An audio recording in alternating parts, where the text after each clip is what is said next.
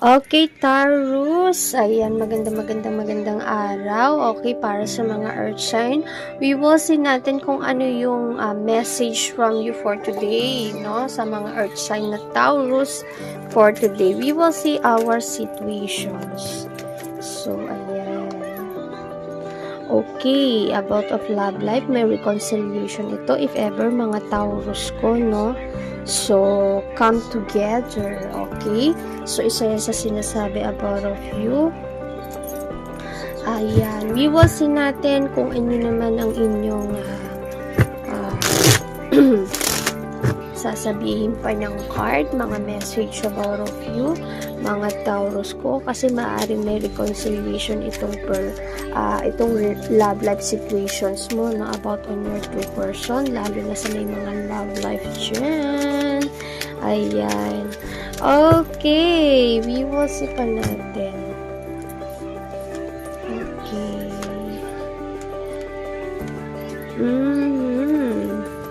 Okay. You deserve naman to be happy, Taurus, pero pinag-iingat ka lang rin ng card mo. Okay, may mga plano, may mga pwedeng, kung ikaw ay single pa, ayan, pwedeng may married or proposal pa dito, no? So, isa yun sa pinapakita. Pero kung may pagkakaisa kayo dito, mga Taurus, pwede kasing maging success talaga ang inyong love life situation dito, no, mga Taurus ko.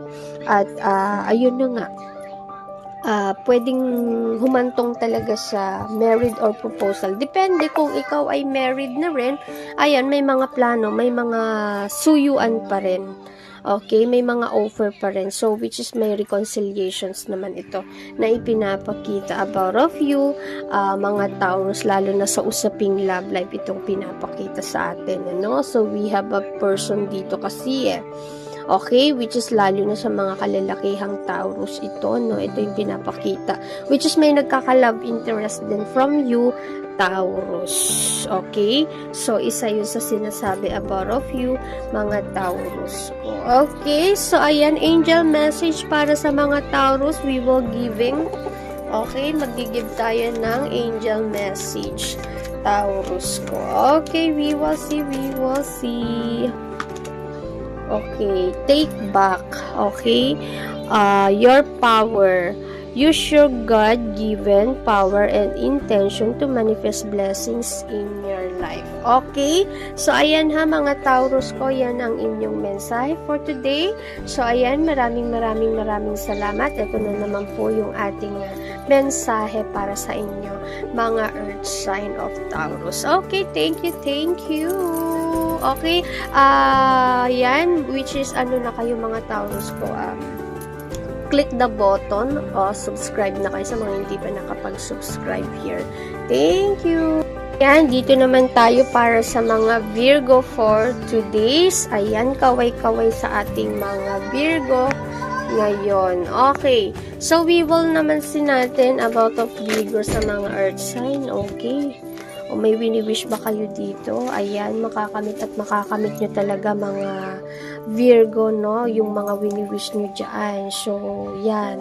Mga praying, ayan, ipagpatuloy nyo lang. Be consistent. Okay? Kung ano man yung mga pinipray nyo, which is makakamit nyo, mga Virgo ko. Okay, we will see naman natin about of your message. Kung ano pa yung mga mensahe from you, mga Virgo ko. Okay, o ano ba wini-wish nyo mga Virgo? So, ayan, lalo na kung ano man yan, mapalab o karir, yan, makakamit nyo yan. Okay, may mga conflict situations lang dito, mga Virgo ko, no, na possibility na medyo nahihirapan ka talagang mag-decision dito, but you will need to be decision. May mga something bad news lang din dito. May babae kasing aura dito, mga Virgo ko, maaari kasing nagkakaroon o magkakaroon kayo ng mga conflict situations dito, no? So, isa yun sa sinasabi about of you. And then, ayan, medyo magkakaroon din to ng mga issue. So, kaya siguro nagpipray ka dahil sa mga ganitong situation, dahil medyo mabigat-bigat ito ng mga Virgo ko. So, pwede kasi magkaroon ng issue or problem or mga legal issue ito, mga conflict situations talaga na kailangan mong magdesisyon, no? Oo, you need to be decisions dito. Okay, so this is it ha, mga Virgo ko. So, maraming salamat. We will see naman natin about of your angel message for today, mga Virgo ko, kung ano man ang angel message sa inyo. Okay, mag-cleanse daw talaga kayo dito. Okay, call upon me, be clear and open your chakras using sacred geometric shapes. Oo, mag-clearing talaga kayo dito. So, isa yan sa pinapakita about of you, mga sisi ko. Okay, so, kasi ayan kasi may mga conflict, which is, syempre, ma-absorb mo yung mga negative energies dito. If ever, so this is it, no? Mga Virgo ko, so be clearing your your aura, okay? So, isa yan sa sinasabi. Okay, so this is it. Ay, sorry. Okay, this is it, mga Virgo ko, ha? So, ayan, thank you from you. Ayan, maraming salamat, mga Virgo, from Earth sign. Okay. Okay, Capricorn, dito naman tayo para sa inyo, mga Capricorn ko. Okay, we will see naman natin about of your message, no, sa mga Capricorn or Earth sign. Okay, we will see natin, Capricorn. Okay. Oh, about love. Oh, mga Capricorn ko, ina-adore, ina-admire kayo ata dyan. Okay, so isa yan sa pinapakita about of love, ina-admire. Okay, so we will see pa natin.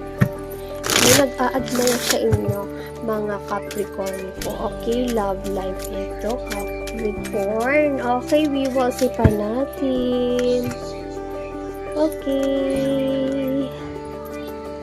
Nako, may nagkaka-love interest talaga sa inyo, mga Capricorn ko, no? So, you need to be strong here, if ever here. Okay, so iyan ang pinapakita, you need to be strong. Okay, dahil dito, Capricorn, may nagkaka-love interest of you. Okay, so iyan ang sinasabi talaga, may tagahanga ka dito, Capricorn. So, you need to be strong. Okay, syempre, tignan mo kung totally single ba ito, walang sabit. Ayan, Capricorn, ha? About of love. So, ayan, may nagkaka-love interest daw sa'yo. Okay. Okay, you have a bond with children. In particular, you can help children who are sensitive. Ayan ang angel message from you, madam, no?